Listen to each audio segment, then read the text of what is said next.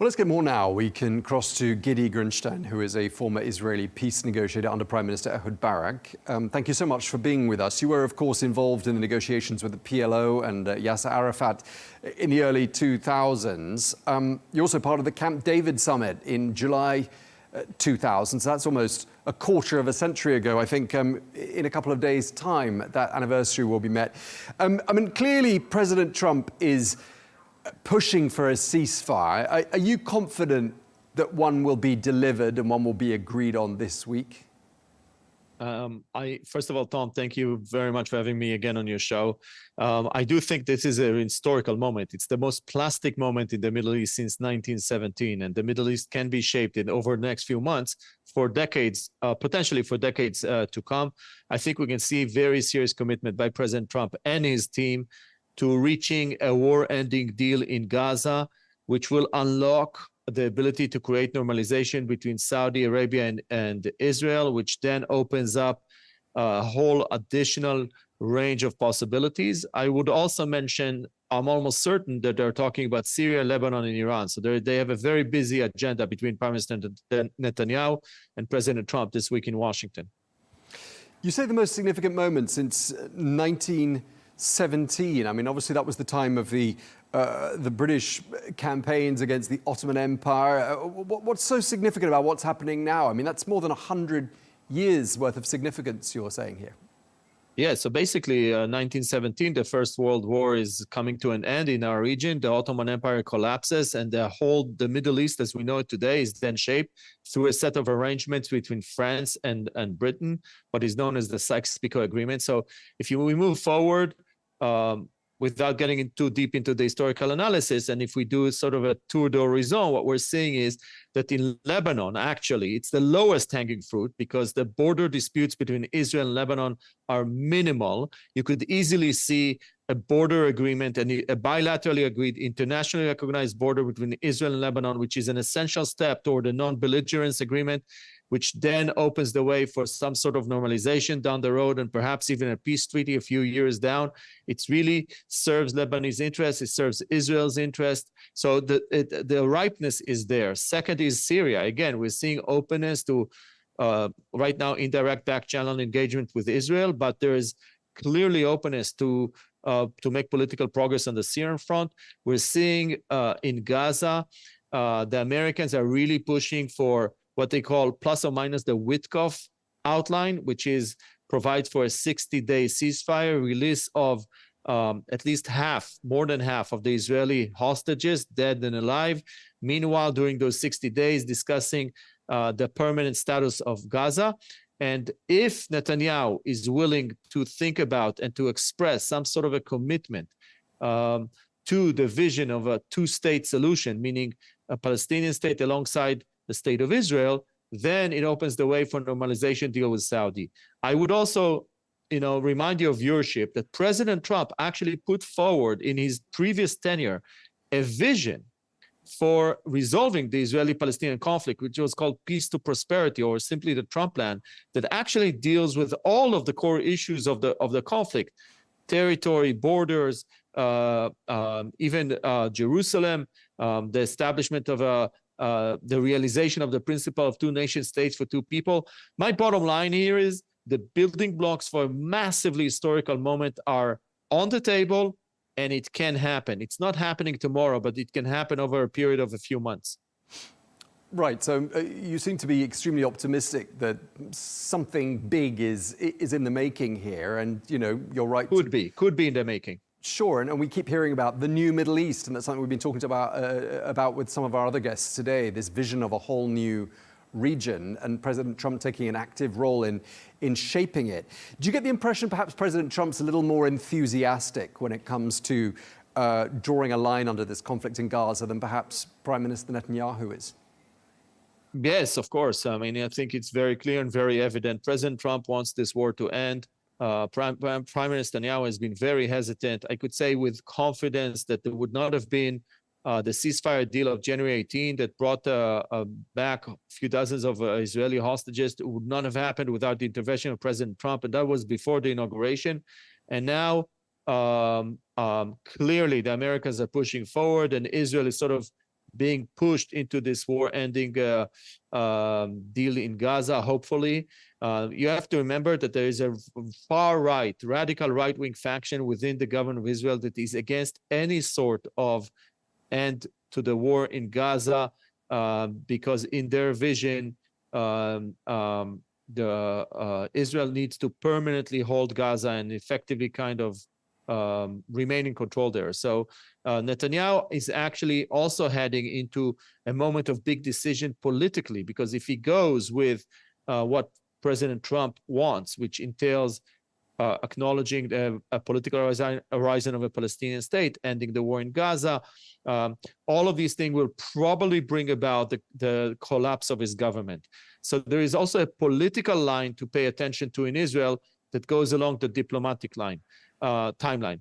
The other thing I want to mention is that those 60-day period during which the permanent ceasefire in Gaza will be negotiated, this is a period that brings to the fore a number of issues that are long-term issues and also connect Gaza and the West Bank. For example, the issue of security.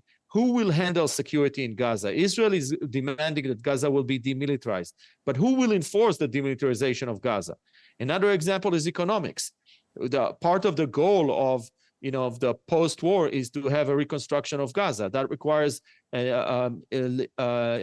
revitalizing or reigniting economic activity, which requires arrangements. These arrangements are provided for in the Oslo Accords. At this moment, the Netanyahu government rejects the idea that the Oslo Accords that apply in the West Bank will be brought into Gaza. But it may be actually the path of least resistance, which is to reapply the Oslo Accords in Gaza and not to renegotiate economic arrangements. What I want to say to your viewership here is that a lot of issues that have been sidelined and ignored over the last, you could say, year and a half, and you could even say 10 years, are going to be brought forward in the next 60 days once there is a ceasefire. And that is why the diplomatic path forward along the direction that President Trump is pushing for actually may mean the end of the current Israeli government as we know it.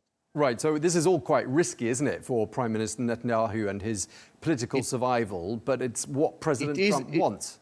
So he's going to have to go along with it. It is risky. It is risky, but we have to remember the following. Netanyahu could not have been at a lower point on October 7.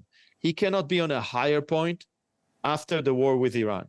And if the overarching story, we have to remember that Netanyahu is, I think, 75 years old. He's in the middle of his 8th decade of existence. He's son of a historian. He understands history. He must be planning his exit strategy. So if he did such a successful war against Iran, and then he's able to bring peace with Lebanon, arrangement with Syria, or even non-belligerence agreement with Lebanon, some sort of an agreement with Syria, normalization with Saudi, expansion of the Abraham Accord, just in exchange for ending the war in Gaza and paying some sort of a lip service for a Palestinian state, what a grand exit compared to where he was October 7, 2023. So we don't know what's in his mind, but for sure, it's very hard for a politician and a statesman like Prime Minister Netanyahu to get to a higher level than he is right now.